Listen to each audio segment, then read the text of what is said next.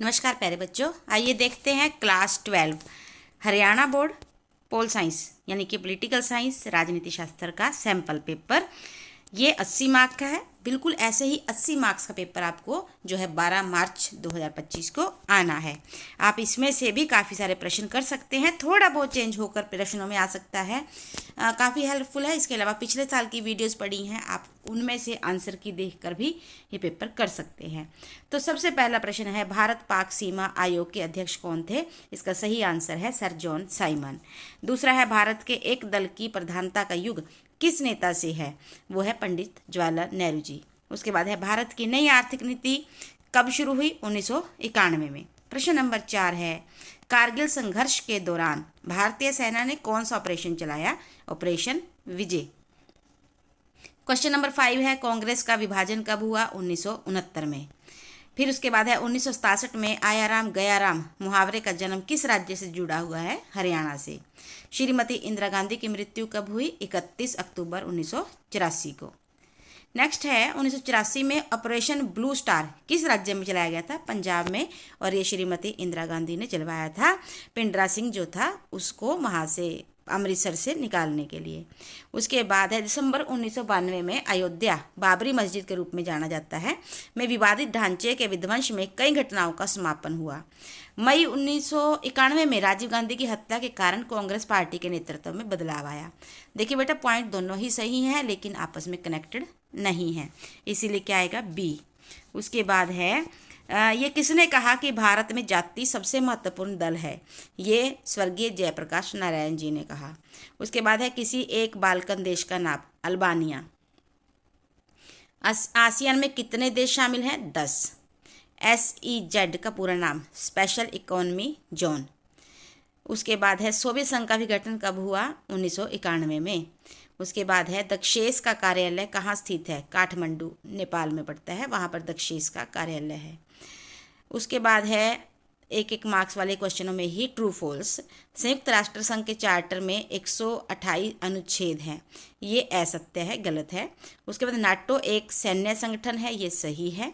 उसके बाद question number 18, Bharat सदैव ही मानवता का विरोधी रहा? गलत, भारत सदैव ही मानवता का पक्षधर रहा है।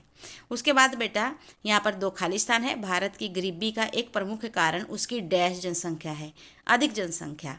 और question number 20, world social forum की पहली बैठक 2001 डैश में हुई? ब्राज़ील में।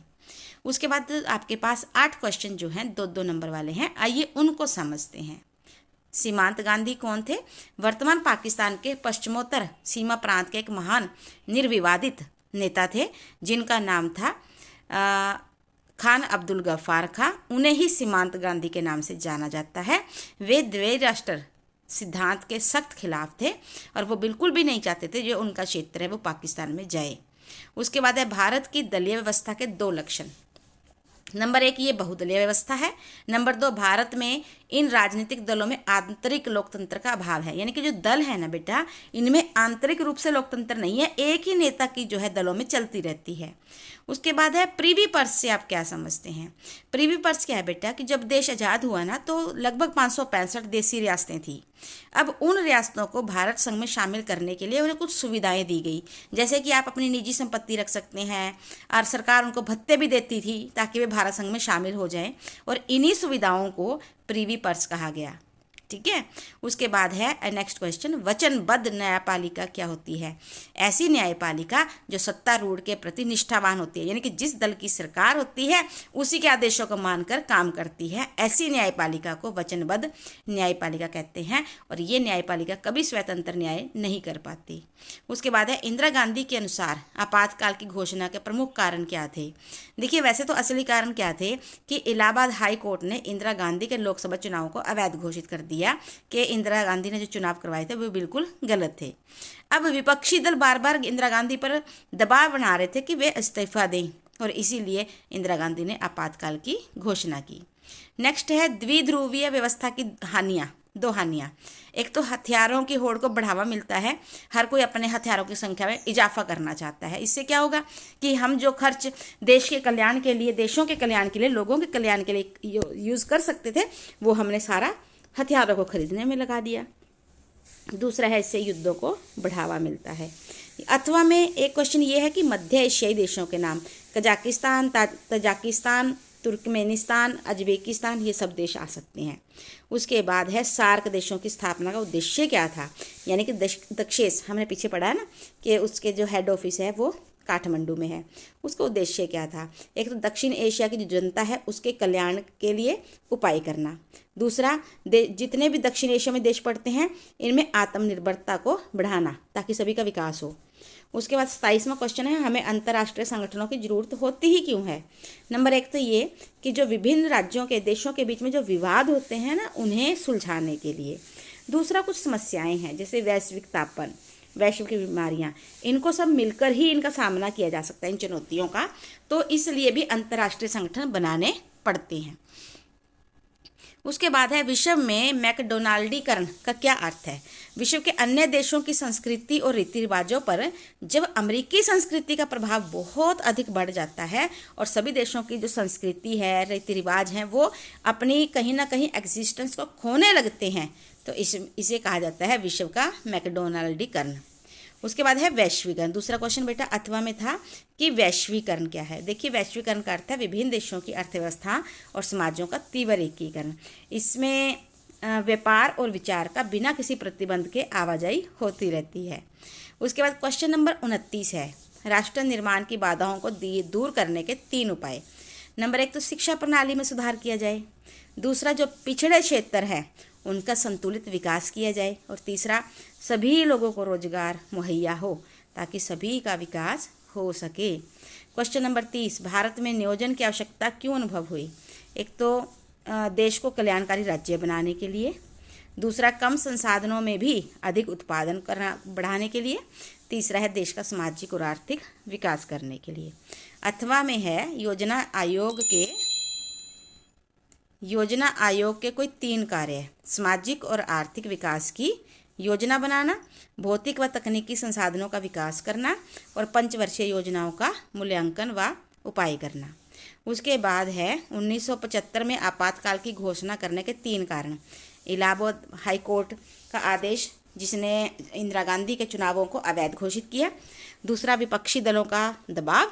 तीसरा, जेपी आंदोलन।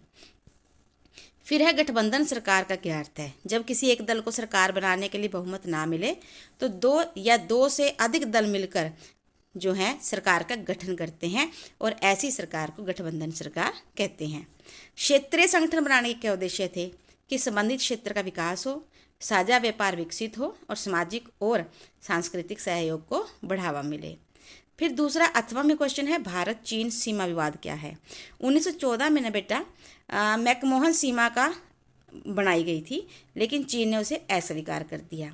इवन के 1962 में चीन ने भारत पर आक्रमण कर दिया और लद्दाख का कुछ हिस्सा अपने कब्जे में ले लिया और आज भी भारत का 90,000 वर्ग किलोमीटर चीन के नियंत्रण में है। तो यही हमारा विवाद है। भारत और पाकिस्तान के बीच तनाव के 2 कारण, नंबर 1 कश्मीर समस्या और दूसरा है पाकिस्तान द्वारा आतंकवाद को बढ़ावा देना। ये हमारे बीच तनाव के कारण है। फिर है निषेधाधिकार, यानी कि वीटो पावर क्या होती है बेटा? देखिए, जो ये हमारा संयुक्त राष्ट्र संघ है उसमें एक संस्था है सुरक्षा परिषद, बहुत ही पावरफुल है। इसमें है 5 स्थायी सदस्य। जब भी कोई फैसला लेती है सुरक्षा परिषद और उन 5 स्थायी सदस्यों में से एक भी कह दे कि मुझे आपका फैसला मंजूर नहीं है, तो वो फैसला उसी समय रद्द हो जाता है। और देखिए कितनी बड़ी पावर है कि 4 हाँ में है और एक उसको मना करने की पावर रखता है, और उसकी मना करने की पावर उन 4 के हाँ करने की पावर के ऊपर है, बड़ी है। उसके बाद है विश्व व्यापार संगठन क्या है? विश्व के अलग अलग देशों के मध्य व्यापार को बढ़ावा देने के लिए 1 जनवरी 1995 को विश्व व्यापार संगठन की स्थापना की गई। उसके बाद है सोवियत संघ विघटन के कारण। नंबर 1 तो सोवियत संघ के जो राष्ट्रपति थे मिखाइल, उन्होंने खुलापन के लिए और पुनः रचना के लिए अनेक सुधार किए जो बाकियों को पसंद नहीं आए।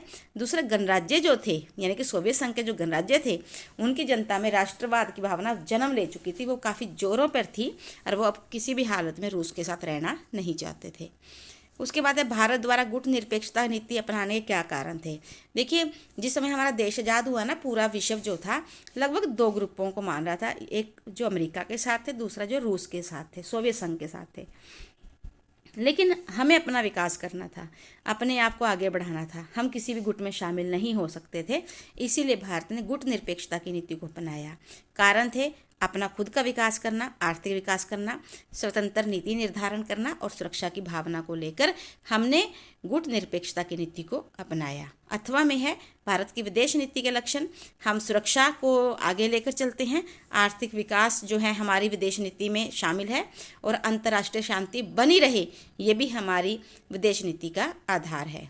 उसके बाद है भारत में क्षेत्रीय दलों के विकास के कारण क्या हैं। भौगोलिक अलग अलग क्षेत्र हैं, अलग अलग भाषाएं, रहन सहन हैं, तो उससे क्षेत्रीय दलों के विकास को बल मिलता है। दूसरा धार्मिक कारण, अलग अलग जाति धर्मों के लोग हैं, जिस क्षेत्र में भी ज़्यादा किसी जाति के या धर्म के लोग रहते हैं वहाँ पर उसी जाति से संबंधित दल जो है वो प्रमुख हो जाता है, जैसे शिवसेना और श्रोमणी अकाली दल। और तीसरा आर्थिक कारण भी हैं, कुछ राज्य, कुछ जगहें ऐसी होती हैं जो पिछड़ी होती हैं औरों के मुकाबले, तो वे अपना खुद का विकास करने के लिए अपने क्षेत्रीय दल बना लेते हैं।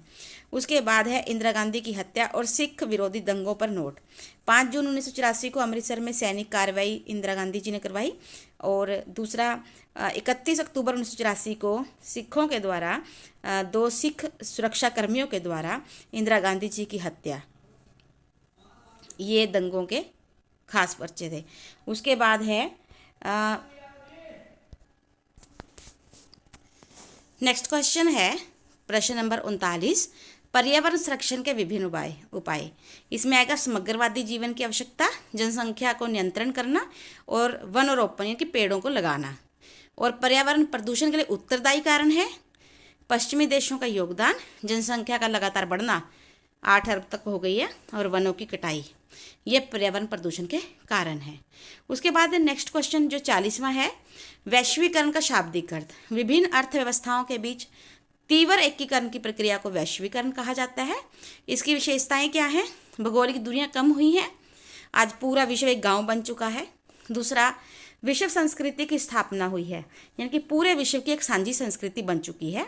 तीसरा है श्रम बाजार विश्वव्यापी, यानी आज लोग दूसरे देशों में जाकर और दूसरे देशों के लोग यहाँ आकर काम कर रहे हैं। उसके बाद अथवा में क्वेश्चन है, वैश्वीकरण के पक्ष में तर्क दें। एक तो पूंजी के प्रवाह में वृद्धि हुई है, आज पूंजी जो है आराम से एक दूसरे देशों में जा आ रही है।